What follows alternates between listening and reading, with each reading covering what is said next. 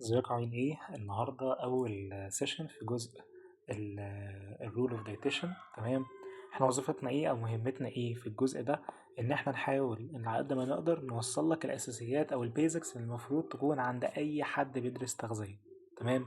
طيب، في السيشن بتاعت النهاردة ايه؟ هنعرف أهم حاجة يعني عند أي دايتيشن، وهو الأسسمنت أو التقييم الايه؟ التقييم الغذائي. تمام؟ طيب، يعني ايه اسسمنت؟ انا اي حاله بتجيلي مش هعرف ابدا معاها دايت بلان غير لما اعرف اقيمها صح، علشان اعرف اختار لها انسب اكل، انسب نظام غذائي، انسب طريقه اقدر اشتغل بيها، عشان ما افضلش اشتغل معاها مده كبيره جدا وفي الاخر النتائج بتاعتها متبقاش افضل حاجه. تمام. وعشان لو عندها اي مشاكل، مثلا عندها مشكله مرضيه معينه، عندها ضغط او عندها سكر، عندها انيميا، عندها بي او سي اس او تليسات المبايض، الحاجات دي كلها مش هعرف ان انا احط دايت بلان كويس ومناسب غير لما ايه اتعرف على الحاجات دي. تمام. طيب، فانا في الاسسمنت ده وظيفتي ايه؟ وظيفتي ان انا اقيم الايه؟ الحاله اللي موجوده معايا، صح؟ اقيم الحاله بس. تمام.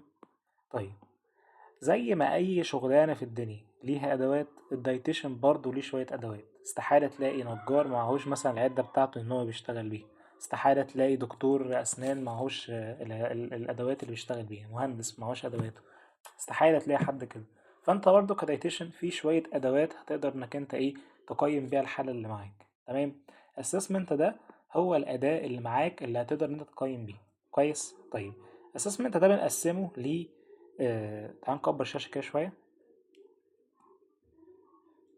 بنقسمه لإيه؟ بنقسمه لكذا حاجة كده. أول حاجة الأنثروبومتريك، بعد كده البايوكيميكالز، بعد كده الكلينيكال اسسمنت، آخر حاجة خالص وهي الدايت هيستوري. تمام. كان ممكن يبان مجعلص شوية لو انت واحد لسه داخل جديد في المجال، بس هنتكلم على كل واحد لوحده ايه الفترة الجاية. يعني هنعرف يعني ايه انثروبومتريكس، هنعرف يعني ايه بايوكيميكالز، يعني ايه تحاليل، ايه التحاليل اللي بحتاجها، هنعرف الكلينيكال هيستوري او التاريخ المرضي بتاع الكلاينت اللي موجود معانا ده هنعرفه ازاي، الدايت هيستوري ازاي هعرف اشوف الاكل بتاعه الفترة الأخيرة كان عامل ازاي، عشان أعرف أختار له أنسب نظام غذائي يناسب يومه، يناسب حركته، يناسب شغله، يناسب كل حاجة. كويس. طيب، فخلينا نبدأ. ودي كانت ايه؟ مقدمة كده على اللي احنا هناخده في السيشنز دي بإذن الله. طيب، يعني ايه assessment؟ أول حاجة بيقولك ان الاسسمنت ده evaluate للنيوتريشنال ستيتس بتاعة الحالة. يعني ايه؟ يعني أنا بقيمك، بشوفك كده الحالة الصحية بتاعتك دي تديها كام في المية؟ تديها 60%؟ تديها 70%؟ تديها 50%؟ بس التقييم بتاعي أو النسبة اللي أنا قلتها دي، هل كده بقولها من دماغي؟ أكيد لأ. أنا في شوية حاجات بعملها زي اللي احنا اتكلمنا فيها فوق، اللي هي القياسات والتحاليل والتاريخ المرضي بتاعك والحاجات دي كلها. من خلال الداتا اللي انا بجمعها دي بعرف اعمل evaluation للنيوتريشنال ستيتس بتاعتك او الحالة الغذائية بتاعتك. تمام. فبيقول لك هنا النيوتريشن اسسمنت ده بيبقى موجود فيه measurements، بيبقى موجود فيه شوية بايوكيميكالز، موجود فيه حاجات كتير من خلالها بعمل ايه determinate للانديفيدوالز نيوتريشنال ويل بينج، يعني الحالة الصحية بتاعتك دي واصلة لغاية فين. تمام. طيب، بعد كده برضو من الحاجات اللي الاسسمنت بيفيدني بيها ان انا اشوف الريسك او المشاكل اللي ممكن انت تكون داخل عليها. انت ممكن تكون واحد مثلا بنظام حياتك ده وبنظام اكلك هيوصلك بعد فترة ان ممكن يكون عندك سكر. طب انا لو لحقتك بالدايت بلان مش هيجيلك سكر. تمام. واحد ممكن اكله، او واحدة خصوصا في البنات اكلها ممكن بعد فترة يخلي عندها مشاكل زي الانيميا مثلا او تكيسات المبايض. تمام. انا لو لحقت ده من بدري ده مش هيحصل. تمام. فبتجنب الايه؟ بتجنب عوامل الخطر او بتجنب المشاكل اللي ممكن تحصل من خلال ان انا بحدد او بعمل identifications الريسكس اللي ايه اللي هي عندك. تمام.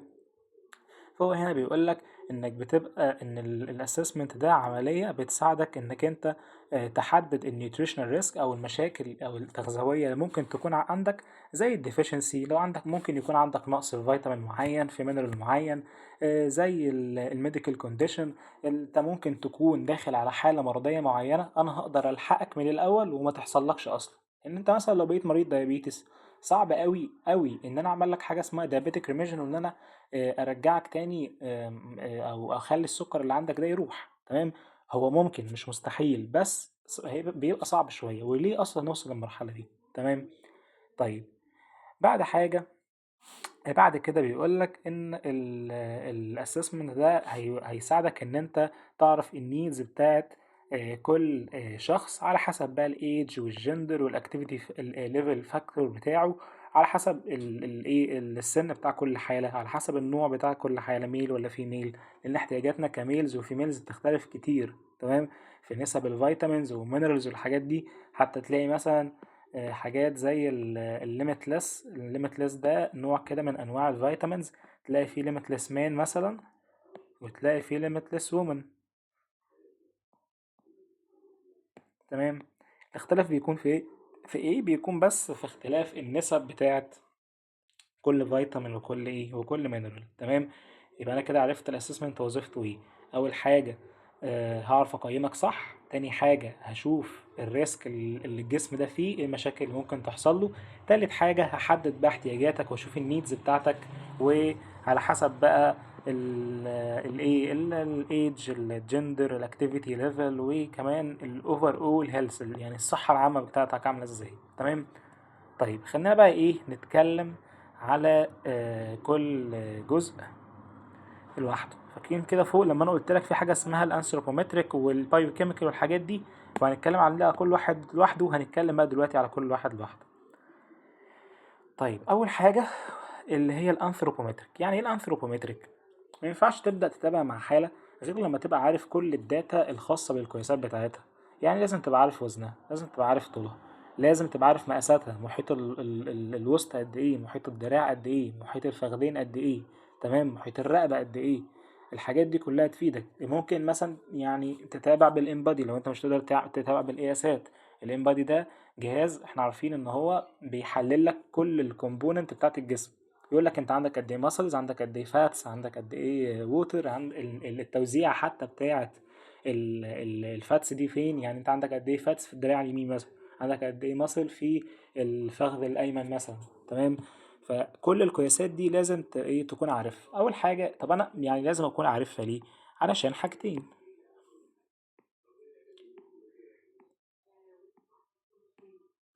اول حاجه انك تعرف تقيم صح. يعني اسفين على التأخير ده. ماشي. طيب، تعرف تقيم صح، بعد كده تعرف تتابع صح. يعني ايه؟ يعني انا هعرف اقيم الحل اللي قدامي دي واعمل لها دايت بلان. تمام.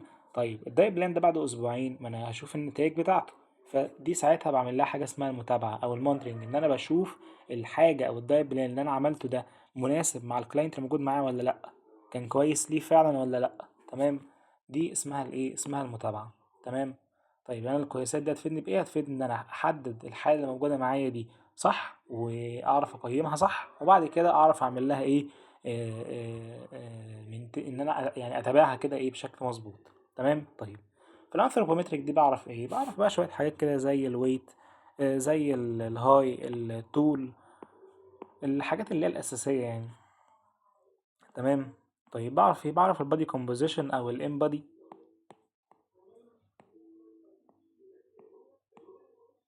وزي ما قلنا الام بادي ده جهاز بعرف من خلاله نسبة الفاتس، نسبة المصل اللي موجودة في الجسم. تمام. بعرف الويست، المحيط بتاع الوسط نفسه، عشان اشوف مثلا لو هو عنده زيادة في الفاتس مثلا في منطقة البطن، هل الدايت بلان بتاعي ده قلل نسبة الفاتس ديستريبيوشن ديت، ولا نسبة الفاتس لسه زي ما هي. لان في ناس ساعات على فكرة بتنزل في الميزان، بتنزل اسف في المقاسات بس ما تنزلش مثلا في الميزان، فساعتها هيكون يعني المقياس بتاعنا هو هو المقاسات. تمام. طيب، فاحنا كده عرفنا دلوقتي الثرمومتريك دي هي هي القياسات اللي منها الوزن والطول والبادي كومبوزيشن، وكمان المقاسات. تمام. طيب، هو نط بقى كده يعني مش عارف نقل على طول على الدايت اسسمنت، بس مش مشكلة، يعني كده كده نرجع للباقي. كده احنا خلصنا الانثروبومتريك. تاني حاجة ليه الدايتري اسسمنت او الهابتس بتاعتك او العادات الغذائيه بتاعتك. تمام. افرض انا مثلا عملت لك دايت بلان مكون 4 وجبات، حلو، بس انت في العادي بتاكل 3 بس، وممكن تكون بتاكل 2 بس وبتاكل سناك كده في النص، فساعتها الدايت بلان ده مش هيبقى مناسب معاك. فانا في الدايت اسسمنت ده بعرف الهابتس بتاعتك ايه في الاكل، علشان ايه؟ اعرف ان انا احدد لك انسب نظام غذائي ينفع معاك. تمام. فانا بعرف فيه اول حاجه الفود دايز، ايه هي العادات بتاعتك في الاكل. تمام. العادي بتاكل قد ايه، كميه الاكل اللي انت بتاكلها، مثلا الاكل اللي انت بتاكله طريقه الطهي، هل بيبقى مقلي مسلوق مشوي. تمام.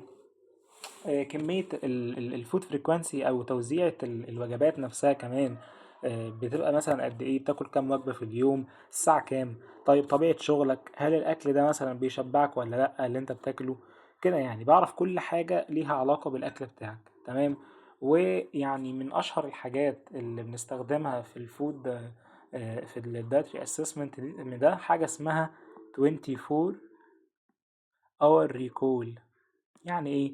بشوف انت اخر 24 ساعة كلت ايه، والاكل اللي انت كلته ده كميته كانت قد ايه، وطريقة الطهي بتاعه ومواعيده، وهكذا. ساعات كمان باخد اخر 3 ايام. تمام. فزي ما بقولك انا ببقى ايه، كل اللي يهمني في الموضوع ده ان انا اشوف طبيعة اكلك في العادي عاملة ازاي، ايه الاصناف اللي بتحبها، ايه الاصناف اللي ما بتحبهاش، وهكذا. تمام. طيب ننقل بقى الجزء التاني، وجزء مهم قوي، وهو جزء الايه، بايوكيميكالز. تمام. طيب يعني ايه بايوكيميكالز؟ يعني التحاليل. يعني التحاليل اللي انا ممكن لو شاكك في حاجه معينه اعملها. يعني انا مش كل الكلاينتس اللي هيجوا معايا هطلب منهم نفس التحاليل. مش اي حاله تجيلي اقوم برزعها كده تحليل سكر وتحليل يورين وتحليل ستول وتعمل لي صوره دم كامله ومش عارف وتحليل غده ما هو هطلب منها الموال ده كله. طب هي جايه لك ليه؟ ما اي حد ممكن يعمل كده. تمام. ففي جزء التحاليل بالذات او جزء البايوكيميكال بالذات انا بطلب الحاجات اللي ايه، اللي هتفيدني او اللي انا محتاجها. تمام. فانا مثلا شاكك ان الحاله اللي قدامي دي عندها انيميا او بان قدامي اعراض الانيميا، ممكن اطلب منها مثلا بلاد تيست تعمل لي صوره دم كامله، مثلا سي بي سي ولا حاجه. تمام. لو شكيت مثلا ان هي عندها ايه، عندها انيميا، تقيس بقى نسبة الهيموجلوبين، نسبة الخلايا الدم الحمراء، الحجم بتاع الخلايا، وهكذا. تمام. شكيت مثلا ان هي عندها سكر، ساعات بطلب تحليل اللي هو الهيموجلوبين A1C. تمام. لو مثلا شكيت ان عندها سكر، شكيت مثلا ان نسبة الفاتس عندها ممكن تكون عالية، فانا عايز اعمل لها، عايز اشوف نسبة الدهون في الجسم عاملة ازاي، فساعات بحتاج حاجة اسمها الليبيد بروفايل. بشوف نسبة الفاتس في الجسم، ال LDL وال HDL والحاجات دي كلها. تمام. طيب ساعات ممكن احتاج عينة بول لو انا شاكك برضو في حاجة معينة. تمام. شايف انه في ممكن يكون في مشكلة في الابزوربشن او الدايجيشن بتاع البروتين مثلا، ممكن يكون في مشكلة في عايز اشوف نسبة السكر مثلا في اليورين ده عاملة ازاي، الحاجات دي كلها. تمام. طيب ممكن برضو تحتاج عينة ستول لو انت الحالة اللي قدامك مثلا عندها انيميا، او شاكك ان عندها انيميا، وانت عايز تشوف هل هي عندها ديدان ولا لا، الاكل اللي داخل لها ده هل هي فعلا تستفيد منه، ولا في حاجة جوه جسمها عمالة هي اللي بتاكل الاكل دي. تمام. فزي ما بقول لك التست او التحاليل احنا بنطلبها، ولكن ايه، لما بنشك او بيبقى قدامنا علامة لحاجة معينة. تمام. طيب ايه بقى الكلينيكال، يبقى احنا كده خلصنا الانثروبومتريك قياسات، وخلصنا البايوكيميكالز التحاليل وعرفنا هطلبها امتى، وتالت حاجه خلصنا الدايتري اسسمنت او الايه، الجزء الخاص بالهابتس اللي لها علاقه بالنيوتريشن يعني. اخر حاجه وهو جزء الكلينيكال ايفالويشن، ان انا بشوف التاريخ المرضي بتاع الحاله دي. اول حاجه الميديكال هيستوري، انت مثلا حد عندكم في العيله عنده سكر، عنده ضغط، جاله مشاكل مرضيه مزمنه. تمام. فبشوف التاريخ المرضي بتاع الحاله دي، لان ممكن يكون مثلا المشكله عنده مشكله مرضيه ممكن تكون جايه بالوراثه، وانا احاول ان انا الحقها. تمام. طيب بعد كده الفيزيكال اكزامينيشن، وده اللي منه هقدر احدد التحاليل اللي انا محتاجها. تمام. يعني مثلا لقيت الوش شاحب شويه وصبغه اللون منه رايحه، لقيت مثلا الضوافر فيها مشكله، لقيت لا يعني لما ضغطت على صباعها شويه لقيت الدم مش واصل قوي، فدي كلها شويه اعراض للانيميا. تمام. فاللي انا بقوله ده هو الفيزيكال اكزامينيشن. تمام. طيب اللي انت بقى الستيب اللي بعد كده ايه؟ ان انا اشوف او اطلب التحاليل اللي تاكد لي الفيزيكال اكزامينيشن اللي انا عملته ده. تمام. فدي بتبقى شويه فيزيبل ساين موجوده قدامك، بتعمل لك ايه، او بتقول لك النيوتريشنال ديفيشنسيز الموجوده، او ايه الامبالانس اللي عندها. تمام. يعني عندها مثلا نقص في الفيتامينز، في المينرالز، في الحاجات دي كلها. كويس. طيب بعد كده السيمتوم اسسمنت، ان احنا بنقيم برضو او بنعمل ريبورت كده بالحاجات اللي احنا شفناها. تمام. انت مثلا شفت لا ان في مشاكل في السكان، في مشاكل مثلا في الضوافر، في شعرها مكان كان شكله مش مظبوط، وهي بتتكلم كنت حاسس ان هي تعبانه ونفسها مش مظبوط. كل السيمتومز دي انت بتكتبها عندك في ريبورت كده، بيبقى اسمه الايه؟ السيمتوم اسسمنت. كويس. طيب بعد كده بنجمع بقى كل الداتا اللي احنا قلناها دي، وبنشوف ايه هو انسب داي بلان ممكن الحالة اللي قدامنا تمشي عليه. كويس. وبعد ما نشوف انسب داي بلان ابدأ ان انا اعمل تطبيق للنظام ده. كويس. وبعد كده بشوف بقى النظام ده جايب نتيجة ولا لا. تمام. طيب لو هو مثلا الكلاينت اللي موجود معاك ده مش هيتابع نيوتريشن بس، هيتابع مثلا نيوتريشن و ورك اوت، او عايز يعمل انظمه تدريبيه او كده. تمام. زي مثلا اس اس تي او الاماكن دي، او زي سيركلز والاماكن اللي هي بتوفر خدمه الورك اوت مع النيوتريشن. تمام. ساعتها بنعمل شويه فحوصات كده زي الماسل فانكشن والكوجنيتيف فانكشن، ان انا والايه كمان، والكارديو فيزيكولار فانكشن، ان انا بشوف العضله بتاعتك، شويه اختبارات كده لمرونه المفاصل والعضلات بتاعتك. تمام. عشان اشوف ايه الوزن اللي انت يسمح لك انك تلعب بيه، هل همنعك عن انواع تمارين معينه وهسمح لك بتمارين معينه. تمام.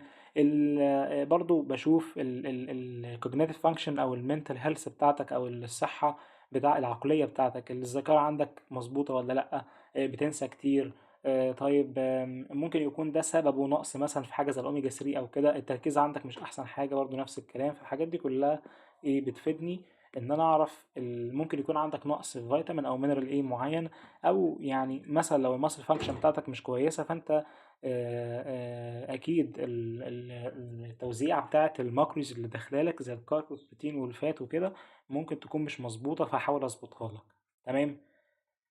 طيب هنا بيقول لك احنا بنفوكس على ايه في الفيزيكال اكزامينيشن. الحاجات اللي بنفوكس عليها، بنفوكس على السكان، الجلد، لو شاحب، الهير ايفالويشن، نشوف كده الشعر هل هو هايش، هل هو فيه مشكله، الاورال والدنتال اسسمنت، نشوف مثلا سنانه فيها مشكله، الشفايف نفسها فيها مشكله. الحاجات دي كلها بتبقى ساين كده لنقص في شويه فيتامينز ومينرالز زي فيتامين سي وفيتامين د وفيتامين اي. ممكن نشوف لو هو عنده إديمة أو فلويد بالانس أو فلويد امبالانس، إن هو عنده إيه، زيادة كده في الأطراف تلاقيها متضخمة أو وارمة شوية، وعنده مثلا أسايتس تلاقي البطن عنده منتفخة. فالحاجات دي كلها بتبقى علامة إن الفلويد والإلكترولايت بالانس مش أحسن حاجة. يعني مفيش كده إيه بالانس أو توازن ما بين الإلكترولايتس اللي هي مثلا حاجات زي الصوديوم أو كده، وما بين السوائل بتاعة الجسم. تمام. طيب انا كده قيمت الحالة اللي موجودة معايا، باقي بس ان انا ايه، بعد ما اقيمها اشوف الاحتياجاتها بقى قد ايه من الكربوهيدرات مثلا، كارب والبروتين والفاتس. وعايز اشوف كمان هي محتاجة كام كالوري، بشوف محتاجة كام كيكال. تمام. بعد ما اشوف هي محتاجة كام كالوري، اشوف هل هي هتثبت على الكالوريز دي ولا هنزود ولا هنقص، وبعد كده اقسم الكالوريز دي على الكربوهيدرات والبروتين والايه والفاتس. دي كانت سيشن النهاردة، سيشن خفيفة كده وبسيطة، واستنونا بإذن الله في السيشن الجاية، وهي سيشن الحسابات وازاي اعرف اقيم الحالة الموجودة قدامي سواء هي اوبيز ولا اوفر ويت ولا نورمال. كان معاكم دايتيشن يوسف هشام، واشوفكم على خير الايه السيشن الجاي. مع السلامة.